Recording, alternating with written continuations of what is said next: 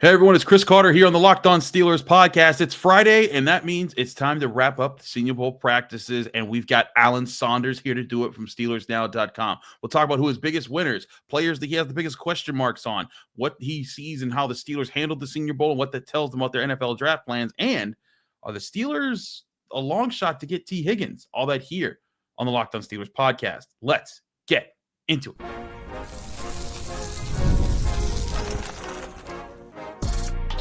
You are Locked On Steelers, your daily Pittsburgh Steelers podcast, part of the Locked On Podcast Network, your team every day.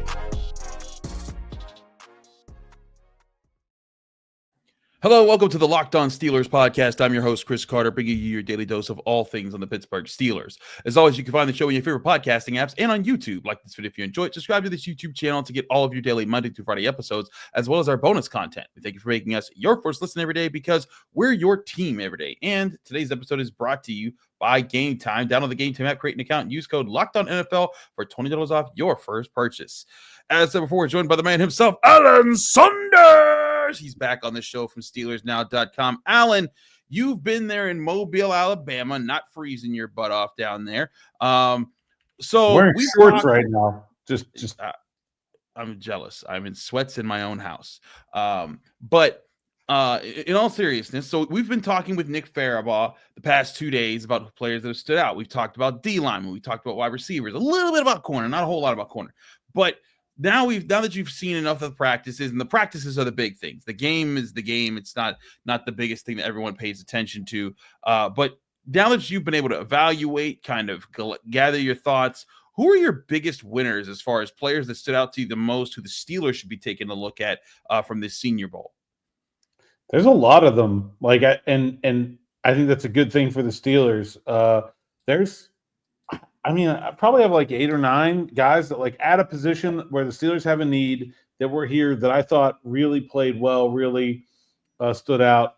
Where do you want me to start? You want to start corner? You said we haven't talked about corner as much. Let's start there. Let's start there. Azareye'h Thomas is a freaking dude.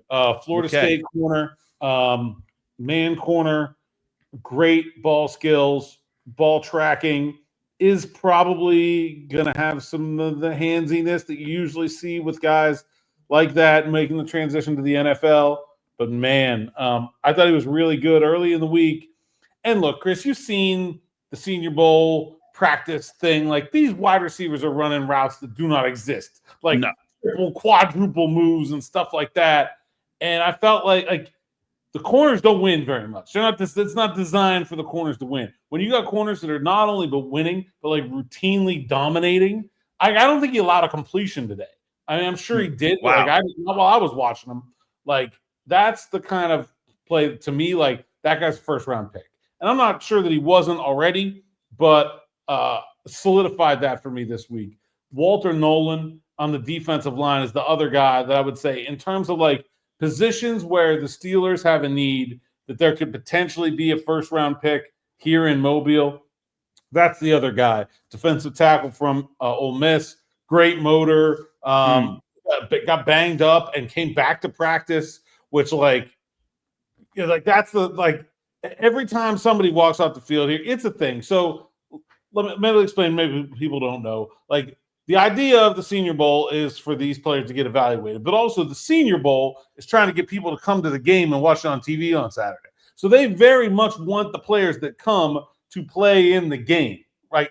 Even though, like just you said, for the NFL purposes, the practices are more important. So there's been a number of guys over the years that have kind of said, "Oh, my hammy," and then just decided to make off, And so I saw Walter Nolen kind of take a walk to the locker room yesterday, back at practice today. I think people were like, okay, this guy is a football player. Like, he loves it. He really wants to be here. He had already made his case. He didn't need to come back. He did. And so I think that's like those to me are the two really big standouts, just in terms of like guys that could be at the top of the draft.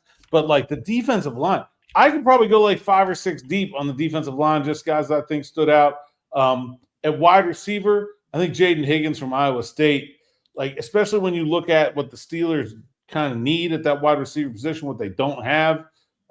He's kind of that bigger body guy. Like if you're looking for a replacement for Mike Williams or maybe a future replacement for George Pickens, he's kind of the one guy. And when you look up and down this draft class, there aren't very many of those guys. Trey Harris, obviously, is at the Shrine Bowl, is one of them. And Savion Williams, who backed out of this game, is one of them. But there aren't a lot of those like 6'3" wide receivers floating around. And he had a really good week here, too. So I would say like those, but like there's a lot, man. Devin Neal among the running backs. Darius Alexander, the tackle DT from Toledo, who I know you're familiar with from your bowl game experience up there in Detroit. He had a great week, man. He was awesome. So that's my thing is that you look at those three key positions: corner, receiver, and defensive tackle. And I think that there's interesting things there. So you have a few guys almost from each position that maybe project themselves as being first round picks, where maybe there were some questions about that. I think Walter Nolen, a lot of people saw him as first round pick, but when I look across the board, a lot of people put Thomas at corner in the third or second round. And it sounds more and more like the more he gets evaluated, and especially if he tests well at the combine, he's going to be in the first. Maybe Jayden Higgins is also in that batch here. What do you think depth wise? Because there's always the first round guys, and there's a bunch of guys that aren't at this class. Like the top four receivers that are in this class aren't here. Kenneth Grant isn't here from D tackles. There's corners that aren't here at the Senior Bowl. So after those first round guys, were there other guys that stood out to you that like, hey, they weren't the top of the board, but I want to see how this guy continues to look throughout this draft process? Yeah, for sure. We'll go back to wide receiver. Jack Bech from TCU. Okay. Like if you thought about the two TCU receivers, Savion Williams is like 6'5". He like looks the part of like a star wide receiver. Like maybe you have some questions about like the production because it wasn't really there. Maybe the way like physically, like he only had like 600 yards this year or something like that. So like you're wondering, okay, what's the line? Why isn't the? I mean, it looks like a picture of a star wide receiver. Jack Bech is like the opposite, man. The dude's got like muscles on top of muscles. He's like a burly 6'2". He's not necessarily probably going to be like a 4'4" guy, but like man just catches everything. Is very tough. Like man, I think when you look at not saying they're the same player, but like you look at like the Mac Hollins role that Arthur Smith has had in this offense in the past, like that's something the Steelers kind of use Ben Skoranek in that role, but like that's two players of very different ability level, right? Like I mean, like this would be, I think, more like a real replacement for that. Some of the Steelers don't have. He's really interesting to me. I think someone definitely to keep an eye on. Defensive tackle, I mentioned Alexander. TJ Sanders from South Carolina was a total mystery to me. I didn't watch a lot of South Carolina. Certainly wasn't watching their defensive line if I was. And I thought he was really good this week. He's another player that I think like second round, absolutely now, from this week. And then the depth, Joshua Farmer from Florida State, he had a great day today. Him and Alexander were awesome. I think those two guys, they're all moving up the board for me. And then corner, there's a couple more. Maxwell Hairston from Kentucky is probably the one that I think stood out the most. And I got to shout out one more. Ty Felton, wide receiver from Maryland. He's another one of these like combat catch kind of guys. Really good body control, ball tracking. He's made some like circus catches this week. Not necessarily like the biggest dude, like maybe about 6 foot and kind of skinny, but he makes some great catches. He really gets up for the ball and high points it well. So I think there's just as many standouts of guys that I feel like solidified themselves early in day 2 as there are first round options. Like it was a really good week for the guys at the positions that the Steelers need. That's a good sign for the Steelers. They because here's the thing, they're going to get one of those positions probably in the first round. They're going to need to probably wait for those in the second and third round unless there's trades made and they move up some places.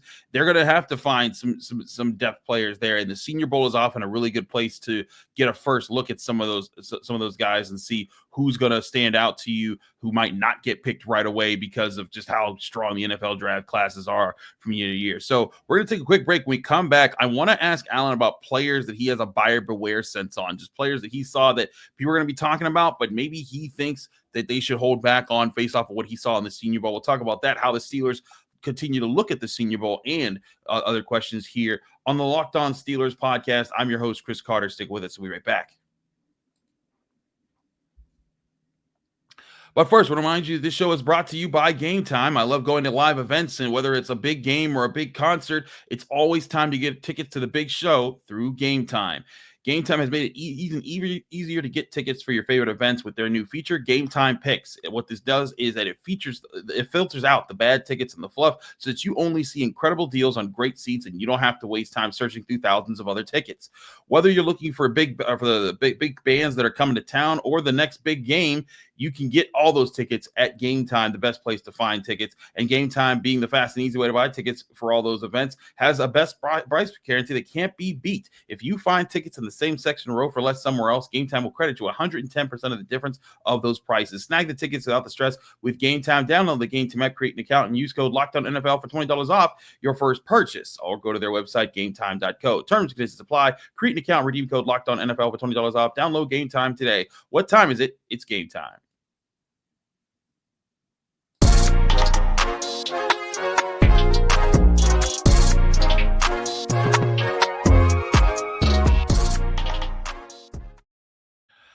Back here on the Locked On Steelers podcast, Chris Carter with Alan Saunders of SteelersNow.com. Alan, I want to ask you because, and this is always tricky because, you know, these are young men trying to prove themselves, and you don't want to put them down so early. And you want to be you give people time to regroup. But if there were any players that you had interest in, or you think caught caught people's eyes, who you still have some head scratches about and some questions about, who are some of those players that people might be overlooking as far as some issues?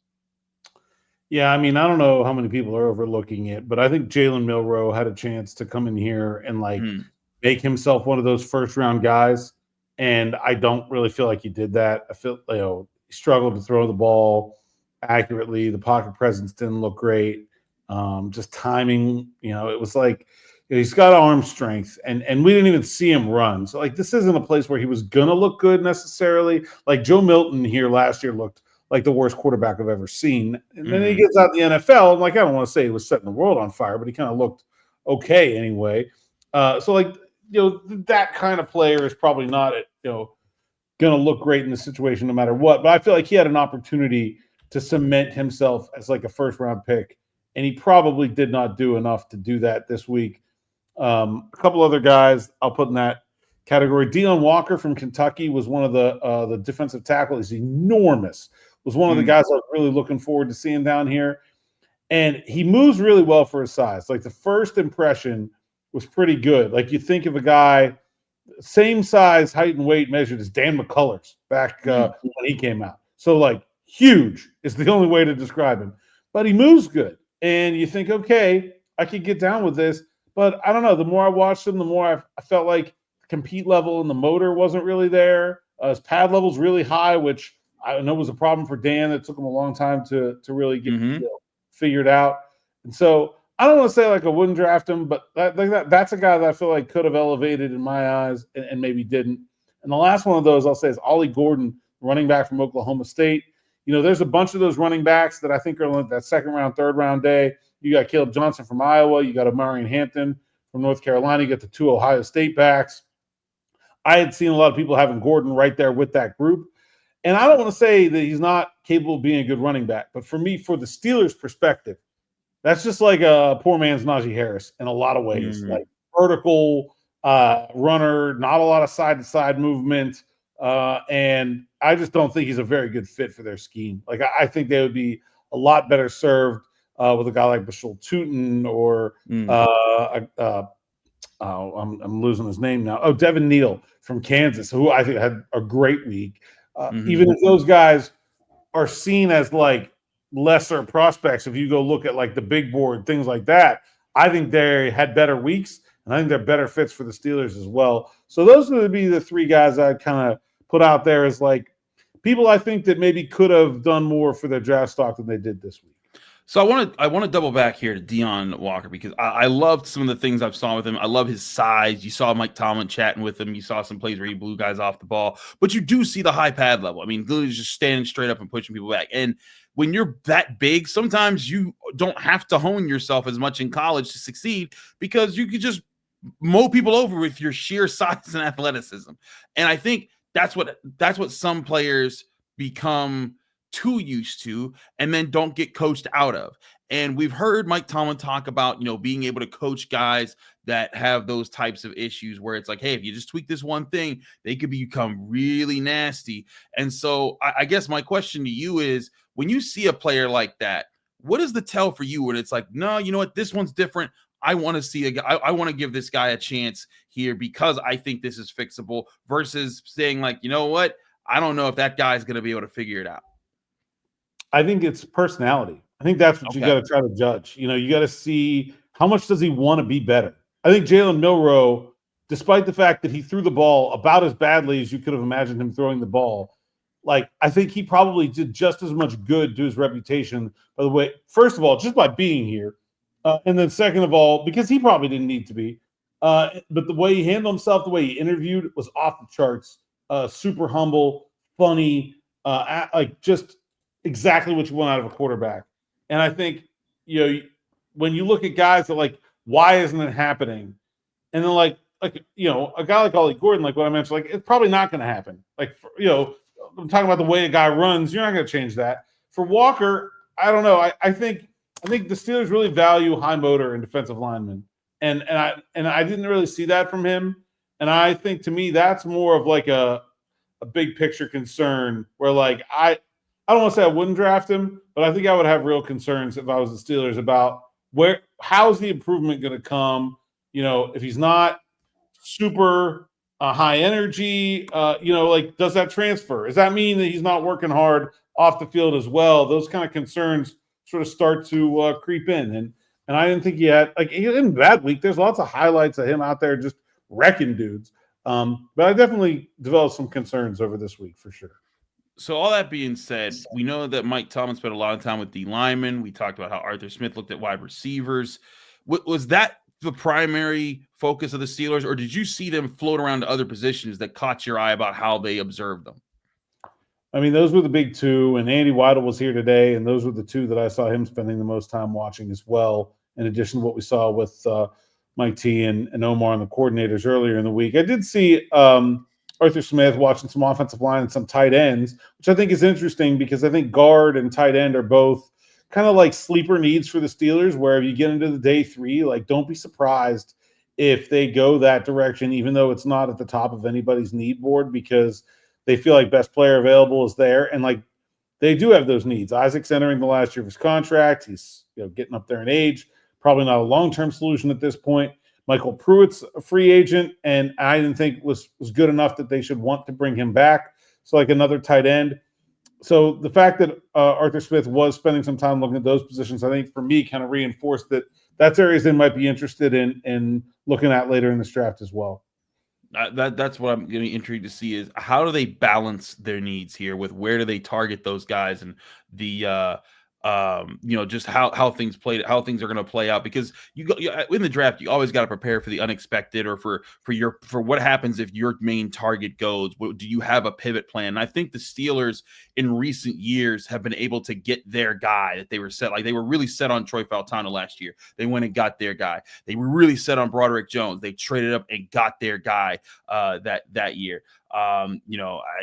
So I think that they've, especially in the Omar Khan area, they've been able to get those guys. But I think this is a draft where they need to be ready to pivot because, like, say Kenneth Walker's their guy. He's a guy that I currently like, and like I mock him a lot to the Steelers, and just when I'm just kind of messing around figuring things out. But like if Kenneth Walker or like that or Walter Nolen, one of those top DTs aren't there, and one of those top receivers, what's your pivot? Where do you go to? And I think that's where the Steelers have to be very careful in how they balance their looking at this draft and what they value, because I think they could get some playmakers on either side of the ball. But as you and I have talked about, as Nick and I have talked about, if the Steelers are able to go get young defensive talent that contributes right away, it will alleviate some of that salary cap space that they've been dedicating to those spots on defense, which means then you can spend more on offense, which is what I think the Steelers really could afford to do, especially if they go into free agency and they hit on some key positions. That might make it say like, hey, now in the draft, just focus on getting younger and faster and stronger on defense with new reinforcements. And that's where the whole, yes, DT and wide receiver, certainly a concern. But, if you could get a paired quarterback for Joey Porter Jr. for the long term, that also be ideal. And I think it's that being that open and ready is going to be key in this draft class. I think that's something they'll be good at. Like, I don't think any of us saw the Mason McCormick pick coming before it came. Right. But they saw that need coming ahead of time and said, "Okay, you know what? This is the guy." And so, yeah, I think that's when you get too focused in on one spot, that's what happens. That's how you end up with what, some of the draft misses that we've seen over the last 6-7 years. The picks like Terrell Edmunds and Kenny Pickett that didn't work out. Like, I think those were years where they got hyper-focused on one spot, and I don't think that's a coincidence. I think I agree with you. I don't think it's a coincidence either. But I mentioned free agents, and I want to talk about maybe the biggest free agent that's going to be hitting the market this offseason. That's Tee Higgins from the Bengals. We're going to talk about that situation and an article that you guys put on SteelersDown.com, Alan, that I want to discuss with you. That's next here on the Locked On Steelers podcast. Chris Carter, Alan Saunders, stick with us. We'll be right back. But first, to remind you, the show is also brought to you by Prize Picks. The big game is almost here, and there's no better way to make it even more exciting than with Prize Picks, the best place to play daily fantasy sports. With over 10 million members and billions of winnings awarded, Prize Picks makes it fun and simple to get in on the action. It's the best way to turn your sports opinions into cash, and with daily fantasy player projections, here's how it works. You pick more or less on at least 2 players' projections, and if you're right, you can win up to 1,000 times your cash. Prize Picks even has a free pick for the big game where one of the starting quarterbacks only needs to throw 1 yard to win. Pair that with one more correct pick, and you're cashing out. What I love most, it's fast, safe, and with withdrawals, you can win, and your cash will be in your account in as little as 15 minutes. Check out the promos tab to tail any of the super sweet Millie winners' big game lineups. If you tail a lineup that goes 3 for 3, you can win a split of $1 million in promo funds. Download the app today. Use code LOCKEDONNFL to get $50 instantly when you play your first $5 lineup. That's LOCKEDONNFL for the code to get $50 instantly when you play your first $5 lineup. Prize Picks. Run your game.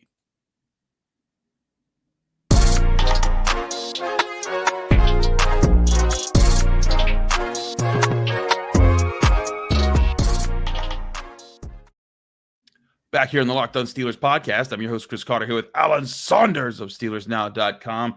Alan, we're a little over a month away from the start of free agency, where my Mr. Krabs meme will be making a strong return for every single day, and the next day, and the next day, and the next day that the Steelers don't have their number 1 or number 2 wide receiver that they're going to sign in free agency. And the big one that everyone's going to talk about is, of course, Tee Higgins. Tee Higgins set to be a free agent from the Cincinnati Bengals. Now, he can still technically get franchise tagged. There's a lot of things that could happen there. But in a recent article that you published, you talked about Vegas odds. The Steelers, out of the 6 teams listed, were the sixth most likely team to get him, meaning the least likely of the teams that they were listing there, at pretty high odds to be able to get Tee Higgins.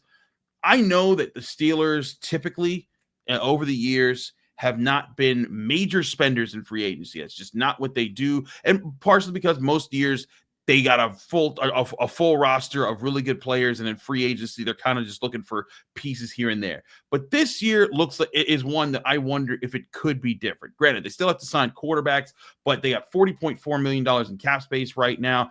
If you cut Preston Smith, that becomes $53.4 million or $53.8 million, excuse me. If you let go of Larry Ogunjobi, you add another 7. You can get up to like $60 million in cap space for this year. And with that, I hear the cries of Steelers fans that are like, why not go get the guy? Why not go get that player so you don't have that question at wide receiver anymore? Alan, is it because the sweepstakes are just going to be that insanely intense with competition that the Steelers are just going to get outbid by someone who's just going to be even more desperate to sign a wide receiver? Or what are some of the biggest obstacles you see to getting in the way of the Steelers getting Tee Higgins? The biggest obstacle to the Steelers getting Tee Higgins is the Cincinnati Bengals, because they really want to keep him. They're going to do everything they can to make this work between Higgins and Chase and Trey Hendrickson. I don't know how they're going to figure it out. I don't know if it's possible for them to sign all three. And I don't know which two they're going to prioritize if they decide it's not possible to sign all three. But they're certainly going to do everything they can to try to keep those guys.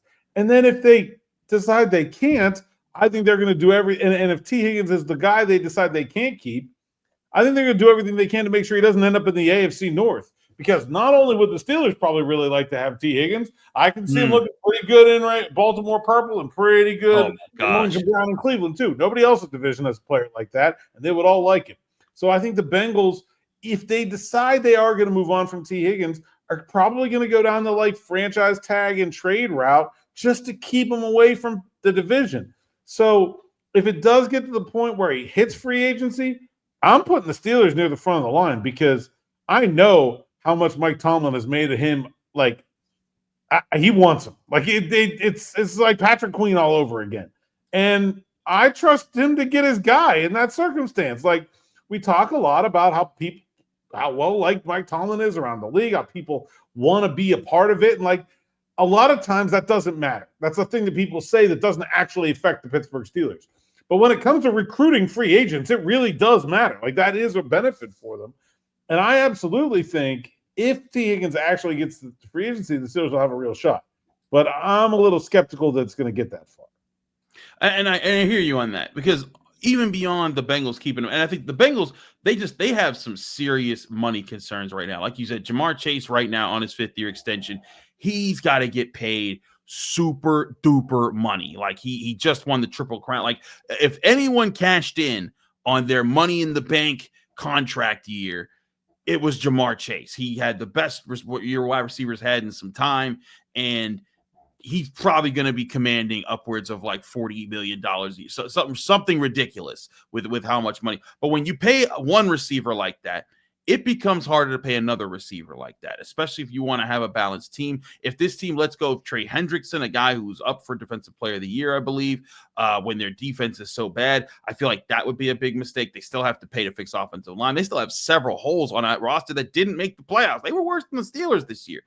So my biggest wonder is with Tee Higgins, is it just as simple as they're going to tag him for now and then trade him to get some capital for it? And if they do that, yeah, the Steelers are out because they're not trading him to the Pittsburgh Steelers. That would be crazy. But I guess my thing there was just if they pulled that off, that does seem like an ideal situation. They could take him off the table. What could get in the way of doing that? Or would it be a matter of like, Tee Higgins being like, I want to hit the open market, but of course the Bengals, they don't care what you want. Franchise tags is just the ability of the owners. Yeah, I mean, it's a big contract. It's 120% of his last year's salary. So they would have to have the cap space on hand to keep him around while they worked out a trade. And are the other two guys going to just hang on and wait for that process to happen to get their deals? It's even if you have a handshake and you say, hey, we're good on this, but like we got to trade T first. Like, how long are you going to wait for that to happen before you're like, are we sure about this? Because Trey Hendrickson's going to have a lot of suitors. Jamar Chase, I mean, he's not a free agent, but he wants his deal. Like those, like I don't know. It's a risk. It's not a big risk, but there's some danger there for the Bengals and sort of overextending themselves. If they tag him, they better have a trade worked out pretty fast. So you say what was the percentage that you gave on franchise tags? What's that? Oh, it's 120 because this will be his second tag. So they owe him 120% of his salary last year. So 120%, that'd be like $27 million in cap space. Now, right now, they do have that cap space, but it makes you wonder, like, okay, how aggressive can they afford to be? Because, if you're able to pull that off, like they sign Henderson, right? So they sign Henderson. There goes they're going to have it then. So then what? And how many other deals would they like to get done that they would not be able to in that time? There's some risk there, but I just have a hard time seeing them let him come to the go where he wants. They can't do that. I understand it's the Bengals we're talking about, and they do lots of things that they probably can't / shouldn't have done, but like they really can't do that. Like they can't let him get here. So if you take Tee Higgins off the map as far as, you know, a free agent, granted, there's always guys that get released. Who do the Steelers go for in that situation? There's guys like Chris Godwin. There's Amari Cooper. You know, there's older guys like Keenan Allen that are kind of up there. But you know, there's Hollywood Brown who can hit the open market. But is there a guy that you could see being a good fit if Tee Higgins is off the table? I think Godwin's a good fit. I don't think there are a ton, and a lot of the ones that are like Keenan Allen didn't have a great year, and he's going to be 33. Yeah. Like Amari Cooper didn't have a great year. Now it got traded mid-season. You can kind of forgive some of that, but also on the wrong side of 30. Stephon Diggs, 32, coming off an injury. Like DeAndre Hopkins, I mean, hasn't exactly been a big part of what the Chiefs are doing. So, you know, I think the Steelers probably they're more likely looking at guys that could be cut or potential trade options. I feel like those are a lot more plentiful in terms of players the Steelers could target than like the straight up free agents. Also, Darius Slayton is a guy that I think they tried, like at least checked in on about trading for him this past offseason when they were trying to trade for every wide receiver known to man. But I think he's a guy that's a free agent who's younger, is only 28, and you know, his numbers aren't great, but he also has not had great quarterback play. Like, I think if they just want to sign somebody and they want to get it over with and they don't want to play the trade game again or wait for people to get cut, et cetera, that's a move they could make the first hour of free agency with fairly low risk. There you have it. We'll keep you updated with all things here on the Steelers. The Senior Bowl is getting played this weekend, and then next week is Super Bowl week where we start to head into things. Alan, it's always great to have you on the show. Let people know they can find you, follow you, get more of your work. Yeah, A Saunders _PGH on social media. SteelersNow.com is where you can find my written work and my podcast, Steelers Morning Rush and Steelers Afternoon Drive, or on the Steelers Now YouTube page or anywhere you find podcasts. Absolutely. And as always, you can find me, Chris Carter, here on the Locked On Steelers podcast. I'm not going to do my normal spiel real quick because I want to open things up. I'm going to tell people now, and I apologize because we don't do this during the season because we're just stacked with things to do and things to talk about, but I'm opening back up the phone lines. If you want to call to get your question on the show, you can call 412-223-6644 for the Locked On Steelers hotline. You call that number, you leave a voicemail, be sure to tell us your name, where you're from, keep your question under a minute, and we'll try to get your question in the logs to get it on the show. Might not always go up right away, but sometimes we'll do them, you know, a couple days after, maybe even a week after sometimes, but we try to log those, get some questions in as the off season is getting started here. So remember, that's 412-223-6644 to get your questions on the Locked On Steelers podcast. Again, I'm Chris Carter. Follow me on Twitter, Instagram, TikTok, MySpace, Blue Sky, all the social medias. I don't have a MySpace anymore. All the social medias at Carter Critique, same handle every single place. And find me here on the Locked On Steelers podcast every Monday through Friday on your favorite podcasting apps and on YouTube. Like this video if you enjoyed. Subscribe to this channel to get all those Monday through Friday episodes. Also, catch me at the Pittsburgh Post-Gazette, post-gazette.com. Back here Monday, talking Steelers right here on the Locked On Steelers podcast.